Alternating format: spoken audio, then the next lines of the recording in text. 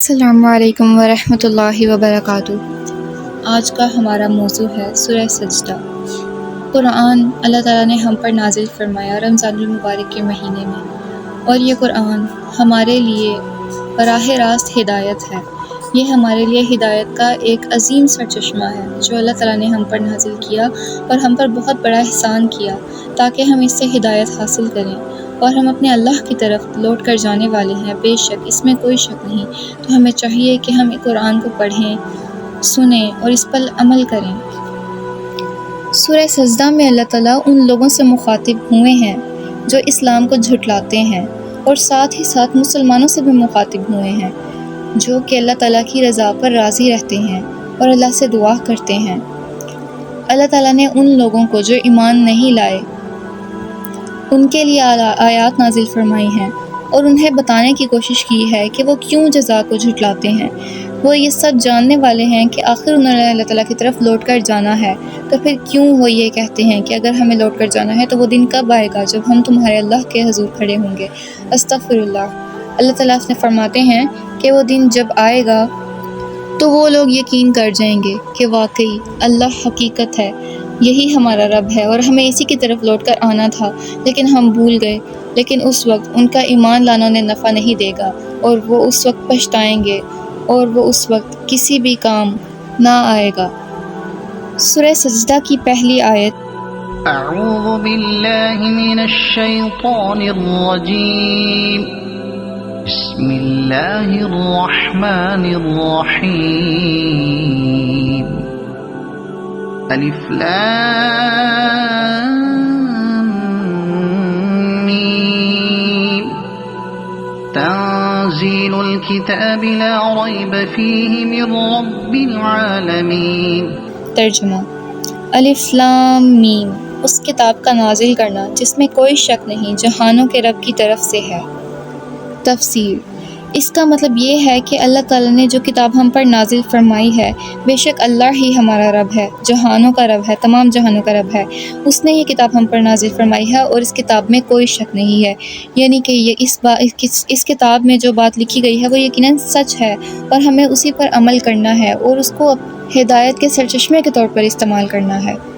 تو اس آیت کا مفہوم یہ ہے کہ اس قرآن میں کوئی شک نہیں ہے، یعنی کہ جو بات اس میں بتائی گئی ہے وہ حقیقت ہے، وہ سچ ہے، وہ اگر تاریخ تھی تو وہ ہوئی تھی، اور اگر جو بتایا گیا آگے تو یعنی کہ آخرت، تو وہ ہو کر رہنے والی ہے، اور اس میں کوئی شک نہیں ہے کہ ہم سب نے اللہ تعالیٰ کی طرف لوٹ کر جانا ہے اور اپنے اعمال کا حساب دینا ہے۔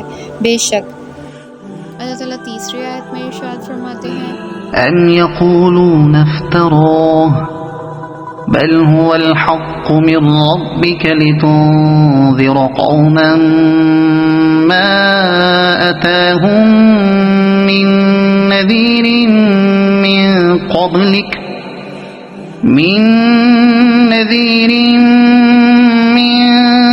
قبلك لعلهم يهتدون۔ ترجمہ: یا وہ کہتے ہیں کہ اس نے اسے خود گھڑ لیا ہے، بلکہ وہی تیرے رب کی طرف سے حق ہے تاکہ تو ان لوگوں ڈرائے جن کے پاس تجھ سے پہلے کوئی ڈرانے والا نہیں آیا، تاکہ وہ راہ پائیں۔ اس کتاب میں اس آیت کا مطلب یہ ہے کہ آپ صلی اللہ علیہ وآلہ وسلم پر قرآن پاک نازل فرمایا گیا، تو بہت سے لوگوں نے ہمارے نبیوں کو جھوٹا کہا، استغفر اللہ، نعوذ باللہ، انہیں جھوٹا کہا گیا، انہیں دیوانہ کہا گیا۔ کیونکہ وہ کہتے تھے کہ یہ سب جو یہ ہمیں پڑھ کر سناتے ہیں وہ استغفر اللہ انہوں نے خود لکھ لیا ہے، بلکہ اللہ نے نازل نہیں فرمایا، کیونکہ وہ ہمارے جیسے انسان ہیں، حالانکہ یہ بہت بڑا جھوٹ ہے۔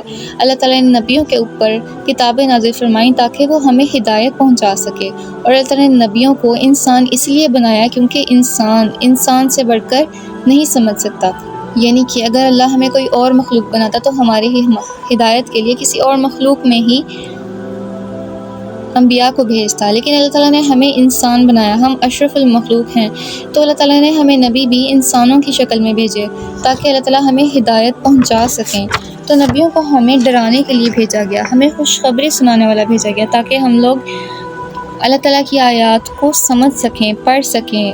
ہمارے نبیوں کو اللہ تعالیٰ نے شعور دیا، انہیں تعلیم دی تاکہ وہ ہمیں سمجھا سکیں۔ اللہ تعالیٰ کے نبی حضرت محمد صلی اللہ علیہ وآلہ وسلم نے نہ صرف ہمیں اللہ تعالیٰ کی آیات پڑھ کر سنائیں بلکہ ہمیں ان پر عمل کر کے بھی دکھایا۔ آپ اپنی زندگی کے کسی بھی موضوع کو لے لیں، آپ اپنی زندگی کی کسی بھی بات کو لے لیں تو آپ دیکھیں گے کہ آپ کے لیے اس میں سنت کے اندر کوئی نہ کوئی سبق ضرور موجود ہے۔ اللہ تعالیٰ کے نبی حضرت محمد صلی اللہ علیہ وآلہ وسلم نے غربت میں کتنی زندگی گزاری، تو ہر غریب انسان کے لیے، ہر بے سہارا انسان، جو انسان خود کو تنگ دست سمجھتا ہے، جو بھی سمجھتا ہے جس بھی مشکل میں ہے، اس مشکل میں اس کے لیے سنت میں کچھ نہ کچھ ضرور موجود ہوگا۔ نبی کریم صلی اللہ علیہ وسلم کی سنت میں ہمارے لیے بہت بہترین ہدایات ہیں، اگر ہم اس کو پڑھیں، اسے سمجھیں، اسے سیکھنا چاہیں، اور قرآن بے شک ہمارے لیے ہدایت کا سرچشمہ ہے۔ سورہ سجدہ کی آیت 3 کمپلیٹ ہو چکی ہیں۔ اللہ تعالیٰ چوتھی آیت میں ارشاد فرماتے ہیں، اللہ الذي خلق السماوات والأرض وما بينهما في 6 أيام ثم استوى على العرش ما لكم من دونه من ولي ولا شفيع أفلا تتذكرون۔ ترجمہ: اللہ وہ ہے جس نے آسمانوں اور زمین اور ان دونوں کے درمیان کی ہر چیز کو 6 دنوں میں پیدا کیا، پھر وہ عرش پر بلند ہوا، اس کے سوا تمہارا نہ کوئی دوست ہے اور نہ کوئی سفارش کرنے والا، تو کیا تم نصیحت حاصل نہیں کرتے؟ اس میں اللہ تعالیٰ ہمیں اپنے بارے میں بتا رہے ہیں۔ اللہ تعالیٰ ہمیں بتا رہے ہیں کہ جس زمین میں ہم رہتے ہیں اور جو ہماری چھت ہے، ہمارا آسمان، وہ اللہ تعالیٰ نے ہمارے لیے بنایا ہے۔ اللہ وہ ہے جس نے آسمان اور زمین اور ان دونوں کے درمیان کی ہر چیز کو 6 دنوں میں پیدا کیا۔ اب ذرا سوچیں، یہ معجزہ نہیں ہے تو کیا ہے؟ 6 دنوں میں اللہ تعالیٰ نے زمین بنائی، آسمان بنایا، اور اس کے اندر موجود ہر چیز جو ابھی تک ہم نے دیکھی، ہم نے سنی اور ہم نے دیکھی بھی نہیں، ایسی مخلوق اللہ تعالیٰ نے بنائی، ہر چیز اللہ تعالیٰ نے صرف اور صرف 6 دنوں میں بنائی۔ صرف اور صرف 6 دن میں اللہ تعالیٰ نے زمین اور آسمان اور ان کے درمیان موجود ہر چیز کو بنایا۔ پھر اللہ تعالیٰ عرش پر بلند ہوا، اللہ تعالیٰ عرش پہ ہے، وہ 7ویں آسمان کے اوپر رہتا ہے، اللہ تعالیٰ وہ عرش پر بلند ہو گیا، اور اللہ تعالیٰ کے سوا ہمارا کوئی دوست نہیں ہے۔ آپ دیکھیں، جب بھی کوئی مشکل آتی ہے، اچھے وقت میں تو سب انسان آپ کے ساتھ ہوں گے، لیکن جیسے ہی کوئی مشکل آئے گی، آپ پر کبھی بھی برا وقت آئے گا، تو سب سے پہلے وہی لوگ جن پہ آپ کو سب سے زیادہ بھروسہ ہوگا، آپ کو سب سے زیادہ امید ہوگی، وہی لوگ آپ کی زندگی سے نکلتے جائیں گے، وہ دور ہو جائیں گے۔ جب جیسے ہی انہیں پتہ چلے گا کہ آپ کے اوپر برا وقت آ رہا ہے، تو وہ آپ کی زندگی سے دور ہوتے جائیں گے۔ تو آپ پھر دیکھتے ہیں کہ جب آپ پر برا وقت آتا ہے، آپ دکھی ہوتے ہیں، تو آپ کے ساتھ آپ کے اللہ کے سوا کوئی نہیں ہوتا۔ اور میں کبھی کبھی یہ سوچتی ہوں کہ تو ہم مسلمان ہیں، یہ تو اللہ کا ہم پر بہت بڑا انعام ہے کہ ہمیں تنہائیوں میں، ہمیں ہمارے دکھوں میں ایک ساتھی مل جاتا ہے، ایک ہمارا اللہ جو ہم سے 70 ماؤں سے بڑھ کے محبت کرتا ہے۔ تو پھر کس طرح سے ہم خود کو یہ کہہ سکتے ہیں کہ ہم تنہا ہیں، ہم پریشان ہیں؟ کیوں پریشان ہیں؟ ہمارے ساتھ تو ہمارا اللہ ہے، اور اللہ جس کے ساتھ ہو اسے کسی سہارے کی ضرورت نہیں ہے۔ بے شک اللہ نے انسان کو ایک معاشی حیوان بنایا، اور انسان ایک دوسرے سے جڑ کے رہتا ہے، لیکن حقیقت یہ ہے کہ اللہ سب سے بہترین دوست ہے۔ اللہ سے بڑھ کے تمہارا کوئی مددگار نہیں ہے، وہ بہترین مددگار ہے۔ اللہ سے بڑھ کے تمہارا کوئی سچا دوست نہیں ہے، تمہارے ساتھ کوئی مخلص نہیں ہے۔ اللہ سب سے بہترین دوست ہے انسان کا۔ اگر انسان یہ سمجھ پائے، اگر انسان قرآن کو ہدایت کا سرچشمہ بنائے، اگر انسان سنت پر عمل کرے، اگر انسان دین کی تعلیم کو حاصل کرے، تو انسان یہ سمجھ جاتا ہے کہ واقعی وہ تنہا نہیں ہے۔ اس کا رب، اس کا بنانے والا، اس سے 70 ماؤں سے زیادہ پیار کرنے والا ہمیشہ اس کے ساتھ ہے۔ وہ کہتا ہے میرے پاس آؤ، چاہے تم جتنے مرضی گناہ گار ہو۔ کتنے گناہ کر لیے ہیں تم نے زمین سے لے کر آسمان تک سارا فاصلہ بھر دیا، اتنے گناہ ہو گئے تمہارے، میرے پاس آؤ، ایک آن صبح ہو، سچے دل سے توبہ کرو، میں تمہیں معاف کر دوں گا۔ تو مجھے بتائیں، اس سے بڑھ کے کون آپ کے ساتھ مخلص ہو سکتا ہے؟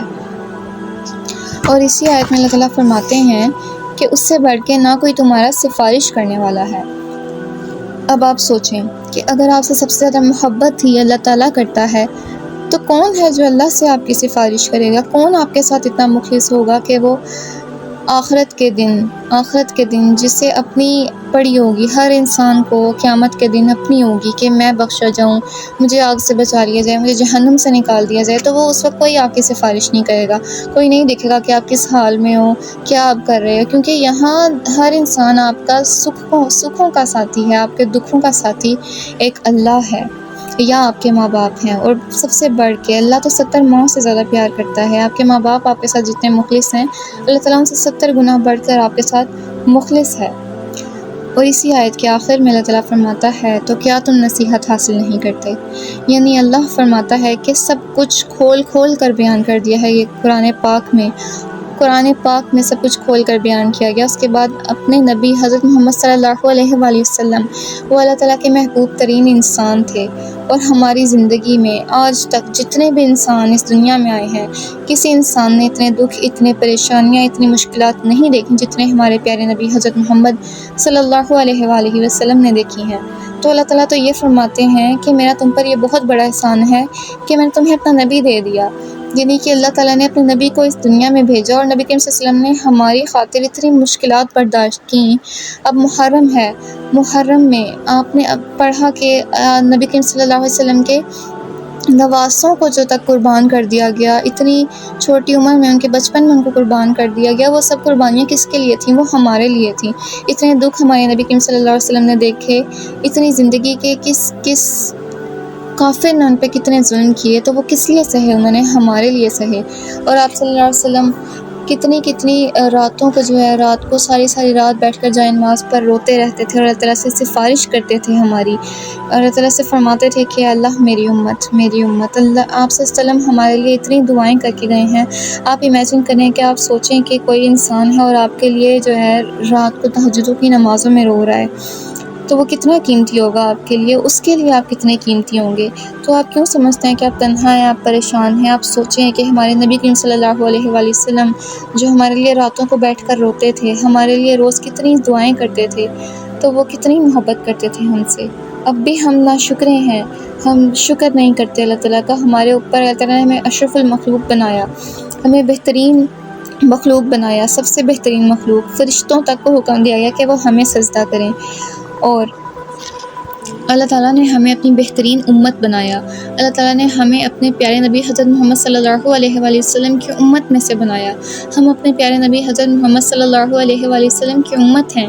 ہم پر یہ بہت بڑا احسان تھا کہ ہم مسلمان ہیں، لیکن اس سے بڑھ کر احسان ہم پر یہ ہے کہ ہم اپنے نبی کریم صلی اللہ علیہ وسلم کی امت ہیں، اور ہم اس امت میں ہیں، یہ ہم پر بہت بڑا احسان ہے۔ ہمارے نبی ہمارے لیے کتنی دعائیں کر کے گئے ہیں، اور قیامت میں بھی وہ ہمارے لیے سفارش کریں گے اللہ سے۔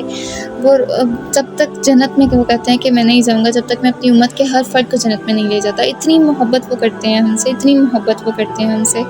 تو ہم یہ کیوں سوچیں کہ ہم لاوارث ہیں، ہم سے کوئی محبت نہیں کرتا؟ کیوں سوچیں ہمارا اللہ ہم سے اتنی محبت کرتا ہے، اس کے بعد اس کا رسول ہم سے اتنی محبت کرتا ہے۔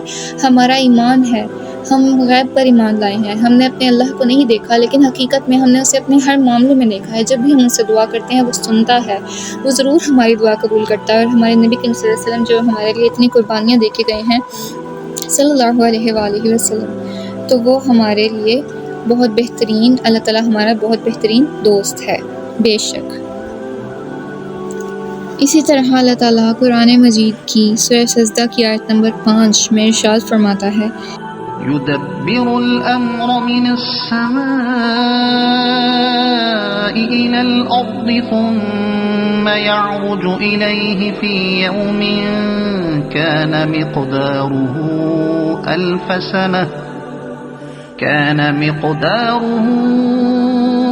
سنة مما تعدون۔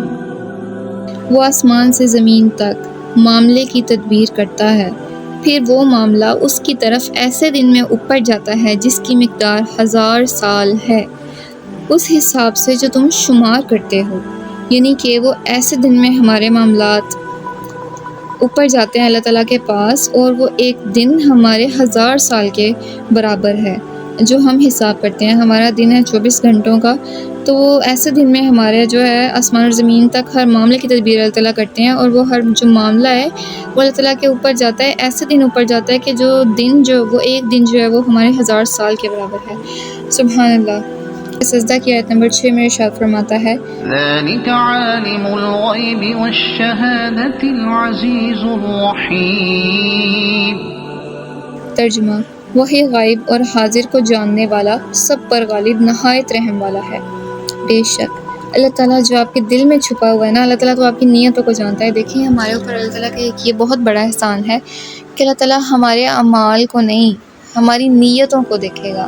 اللہ تعالیٰ ہماری نیتوں کو جانتا ہے۔ ایک انسان اگر گناہ کر دیتا ہے، غلطی سے گناہ کر دیتا ہے، اس کی نیت نہیں تھی گناہ کرنے کی، تو اللہ تعالیٰ اس کو اس طرح پکڑ نہیں کریں گے، اس پہ اللہ تعالیٰ اس کو بخش دیں گے، وہ معافی مانگے گا تو۔ لیکن ایک انسان ہے، وہ نیت بھی کرتا ہے نا کہ میں یہ نیکی کروں گا، تو ابھی وہ نیت ہی کرتا ہے، وہ نیکی کرتا بھی نہیں ہے، تو اللہ تعالیٰ اس کو اس کا اتنا اجر و ثواب عطا کر دیتے ہیں، سمجھو اس نے وہ نیکی کر لی ہوتی ہے۔ تو اگر وہ نیکی کر جاتا ہے، پہلے نیت کرتا ہے پھر نیکی کرتا ہے، تو اس کو اور بہت زیادہ ثواب ملتا ہے۔ تو اللہ تعالیٰ تو یہی فرماتا ہے کہ وہ غائب کو بھی جانتا ہے، جو تم لوگوں سے چھپاتے ہو، جو تم سب سے چھپاتے ہو، جو تمہارے دل میں ہے، جو تمہارے ذہن میں ہے، وہ اللہ اس کو بھی جانتا ہے، اور حاضر کو جاننے والا ہے، جو تم کر رہے ہو، جو تمہارا پریزنٹ ہے، جو گزر گیا وہ اسے بھی جانتا ہے، جو تمہارا حال ہے وہ اسے بھی جانتا ہے، تمہارے ماضی کو بھی جانتا ہے، وہ سب پر غالب ہے۔ اللہ تعالیٰ ہر چیز پر قادر ہے، یہ ہمارا ایمان ہے۔ اللہ ایک کہتا ہے کن کہ ہو جا، اور فیکون، وہ چیز ہو جاتی ہے۔ تو اللہ تعالیٰ ہر چیز پہ قادر ہے۔ شرط یہ ہے کہ ہم اللہ تعالیٰ سے دعا کریں، ہم اپنی مشکلات میں اللہ تعالیٰ کو پکاریں کہ اللہ، اور یقین کے ساتھ پکاریں۔ ہماری دعا جتنی ہم یقین کے ساتھ اللہ تعالیٰ سے دعا کریں گے، اتنی ہماری دعا زیادہ قبول ہوگی، اتنی ہی ہماری دعا پاورفل ہوگی، اور وہ اتنی ہی اللہ تعالیٰ جو ہیں ہم سے محبت کریں گے، ہماری دعا کو قبول فرمائیں گے۔ بے شک اور اللہ تعالیٰ نہایت رحم والا ہے۔ اور یہ اللہ تعالیٰ جو ہے بہت رحیم ہے، بہت رحیم ہے۔ اللہ تعالیٰ نے جب مخلوق بنائی تھی نا، تو اللہ تعالیٰ نے آسمان پہ لکھ دیا تھا کہ اے لوگوں، میرا غضب نہیں، میری رحمت زیادہ ہے، میری رحمت جو ہے میرے غضب پر بھاری ہے۔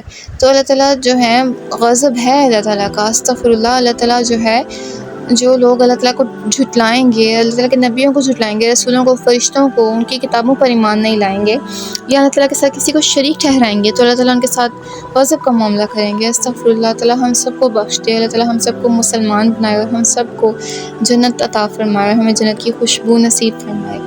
آمین ثم آمین۔ اللہ حافظ۔